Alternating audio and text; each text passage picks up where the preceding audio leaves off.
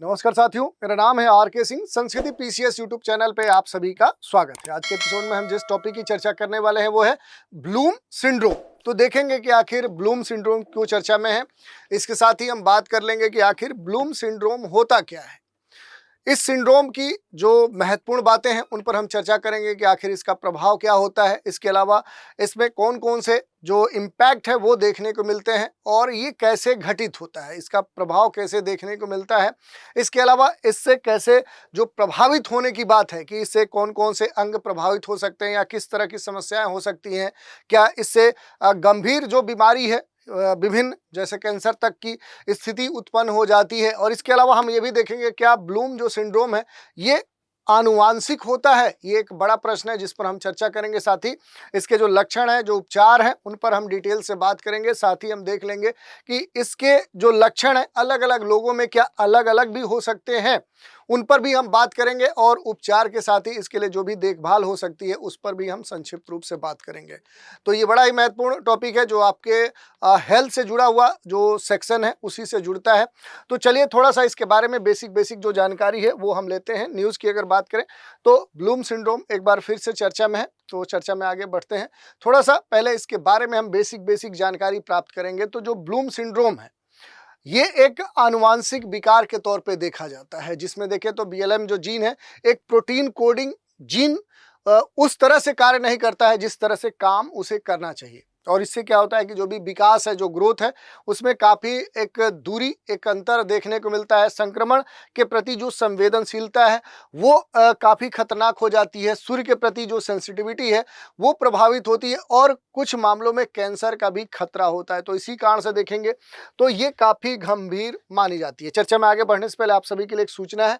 संस्कृति आईएएस के द्वारा जो भी संचालित कोर्स हैं उन पर बड़ा ही महत्वपूर्ण डिस्काउंट ऑफर संचालित किया जा रहा है। अगस्त इंड ऑफर के तहत देखें तो यूपीएससी और यूपीपीसीएस के जो फाउंडेशन कोर्स हैं उन पर बड़ा ही महत्वपूर्ण छूट दी जा रही है। खास बात है कि इसके लिए जो भी टाइम बाउंडेशन है यानी जो समय सीमा है वो 25 से 29 अगस्त 2025 है, यानी आखिरी डेडलाइन 29 अगस्त 2025 है। इस समय सीमा में अगर इन कोर्स में नामांकन आप करवाते हैं तो इस छूट का लाभ प्राप्त कर सकते हैं। इसके अलावा भी अगर कोई जानकारी चाहते हैं तो नीचे दिए गए जो नंबर है 9555124124 पे कॉल करके जानकारी प्राप्त कर सकते हैं।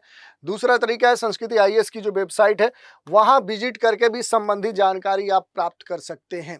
थोड़ा सा ब्लूम सिंड्रोम के बारे में देखते हैं। तो सबसे महत्वपूर्ण बात यह है कि जो क्लीवलैंड का एक क्लिनिक है उसका ये कहना है कि जो ब्लूम सिंड्रोम है ये एक रेयर जेनेटिक बीमारी है।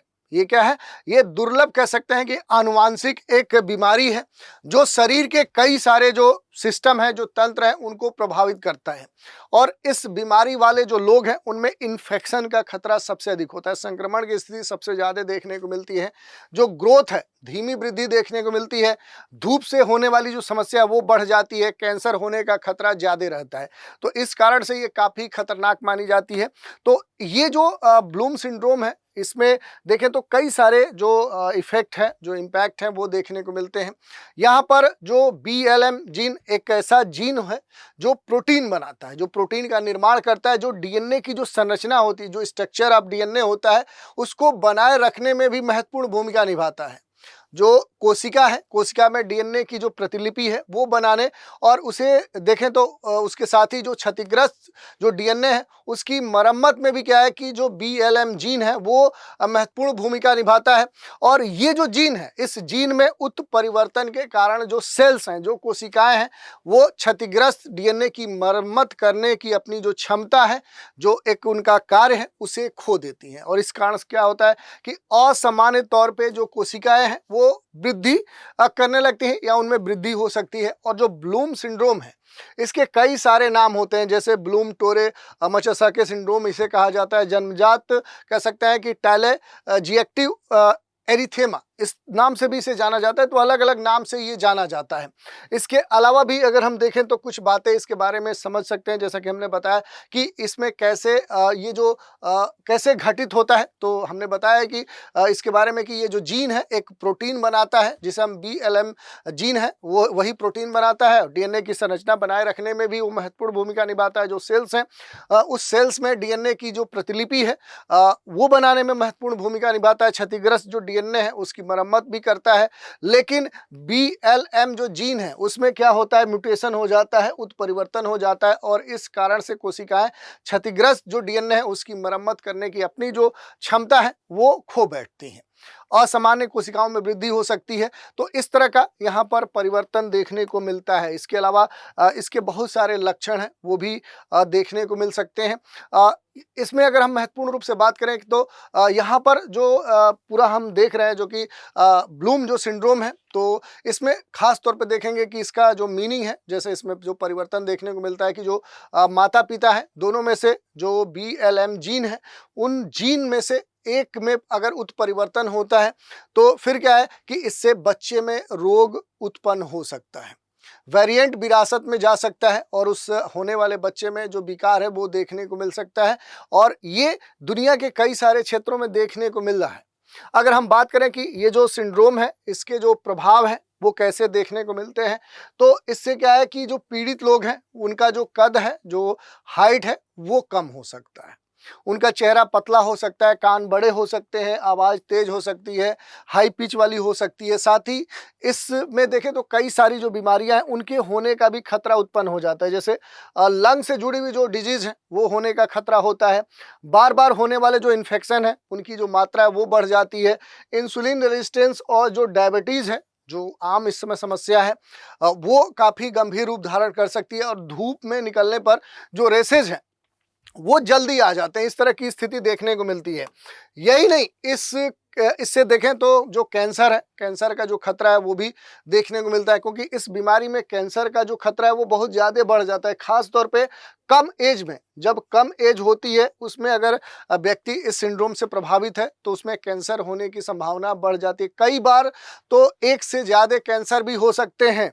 समझिए कि एक से अधिक कैंसर हो सकते हैं। जिन कैंसर का खतरा होता है उसमें विल्म्स ट्यूमर या गैस्ट्रोइंटेस्टाइनल जो कैंसर है, ल्यूकेमिया है, लिम्फोमा है या फिर हड्डियों का जो कैंसर है, खास करके देखें तो इसमें स्किन कैंसर भी देखने को मिलता है। तो इस तरह की जो बातें हैं वो देखने को मिलती हैं और ये पूरी तरह से क्या है, एक तरह से जेनेटिकल है। ये भी प्रश्न पूछा जाता है कि क्या ब्लूम सिंड्रोम जो आनुवांशिक है, तो पहले हमने बताया था कि ये क्या है, एक जेनेटिक बीमारी है। इसमें BLM जो जीन है वो सही से काम नहीं कर पाता है और हर माता पिता अपने बच्चे को BLM जो जीन है इसकी अगर हम बात करें कि ये जो जीन है इस जीन के स्तर पे देखें तो ये जीन एक एक करके जो फोटोकॉपी है वो देते हैं। अगर दोनों माता पिता इस जीन में बदलाव के स्तर पे होते हैं तो फिर बच्चे में क्या है कि इसके जाने की जो संभावना है वो लगभग 1/4 देखने को मिलती है, लगभग 25% की स्थिति होती है।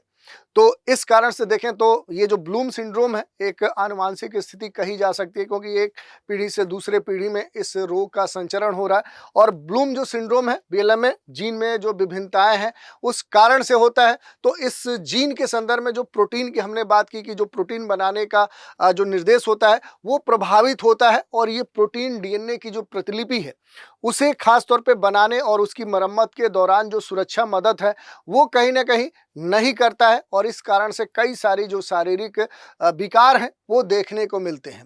इसके अगर लक्षणों की हम बात करेंगे तो कई सारे लक्षण हैं, जैसे ब्लूम सिंड्रोम के जो लक्षण हैं ये आमतौर पे कम एज में सहसावस्था में विकसित हो जाते हैं। इसके जो लक्षण हैं जैसे शरीर का आकार छोटा होना, संक्रमण, कम उम्र में कैंसर, धूप, त्वचा का संवेदनशीलता, पुरुषों में जो बाझपन है या महिलाओं में समय से पहले जो रजोनिवृत्ति है वो देखने को मिलता है। इसके अलावा भी बहुत सारे लक्षण हैं, आप देख सकते हैं एबनॉर्मल ग्रोथ है, लॉन्ग नैरो फेस और स्मॉलर लोअर जॉ जो चिन है आपका वो प्रभावित हो सकता है, नोज प्रोमिनेंट जो ईयर्स हैं, एक्सट्रीम सन सेंसिटिविटी हो सकती है, डाइजेशन सिस्टम हो सकते हैं प्रॉब्लम, इम्यूनिटी के स्तर पे दिक्कतें हो सकती हैं। तो ऐसे बहुत सारी जो समस्या हैं वो देखने को मिल सकती है। इसमें खास बात है कि भ्रूण का जो विकास होता है उस विकास के दौरान जन्म के बाद भी विकास में कमी देखने को मिलती है और सामान्य से कम ऊंचाई सिर की जो परिधि है वो प्रभावित हो जाती है। कुछ विशेषताओं में कुछ मामलों में खास असमानताएं भी देखने को मिलती है, जैसा कि हमने बताया कि चेहरे से संबंधित बहुत सारे जो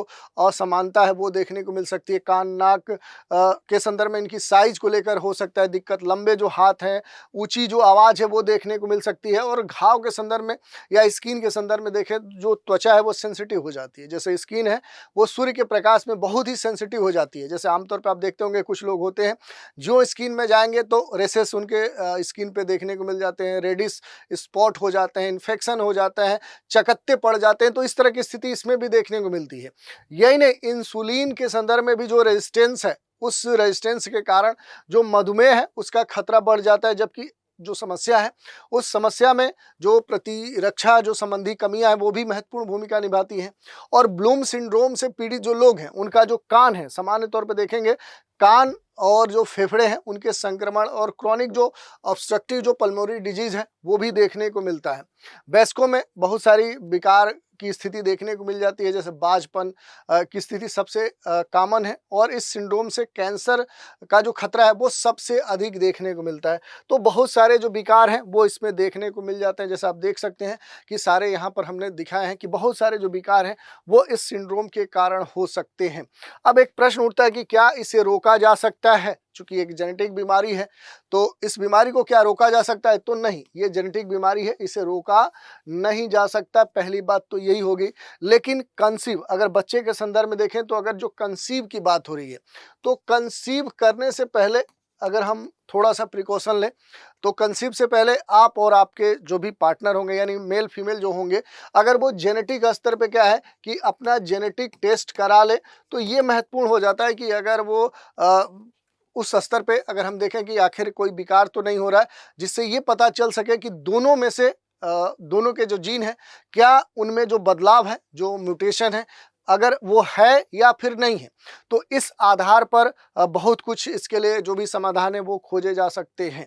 उपचार और देखभाल की बात करें तो वो सबसे महत्वपूर्ण हो जाता है, क्योंकि सामान्य तौर पर देखें तो इसके लिए सीधे कोई उपचार नहीं है, इसका समाधान नहीं है, क्योंकि एक जेनेटिक बीमारी है। परंतु कुछ लक्षण और इसके लिए अगर मैनेजमेंट किया जाए, इसके लिए क्योर किया जाए, कुछ जो बेसिक प्रिकॉशन है वो लिए जाए तो थोड़ा सा समाधान किया जा सकता है। जैसे साइटोजेनिक जो एनालिसिस है वो सबसे महत्वपूर्ण हो जाता है।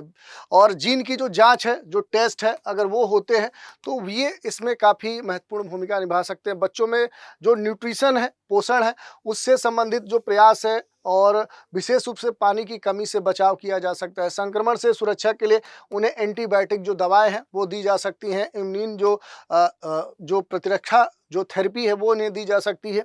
खास तौर पर देखें तो त्वचा की देखभाल से जुड़े हुए, जैसे सूरज की जो रोशनी है उससे दूर रहने का प्रयास किया जाए, बचाव का प्रयास किया जाए।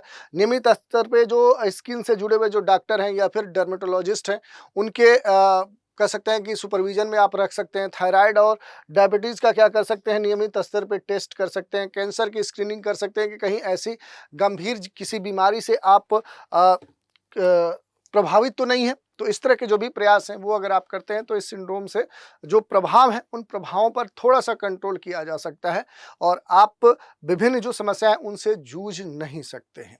तो इस तरह से आज के एपिसोड में हमने इस सिंड्रोम से जुड़ी हुई जो भी महत्वपूर्ण बातें हैं कि आखिर इसके विशेषता क्या होती है, ये होता क्या है, इसके लक्षण क्या है, इसके प्रभाव क्या है, क्या ये एक आनुवांशिक बीमारी है या फिर इस बीमारी से क्या बचा जा सकता है, ऐसे विभिन्न मुद्दों पर हमने बात की। तो आज के एपिसोड में इतना ही। आप सभी हमारे साथ बने रहें, इसके लिए धन्यवाद।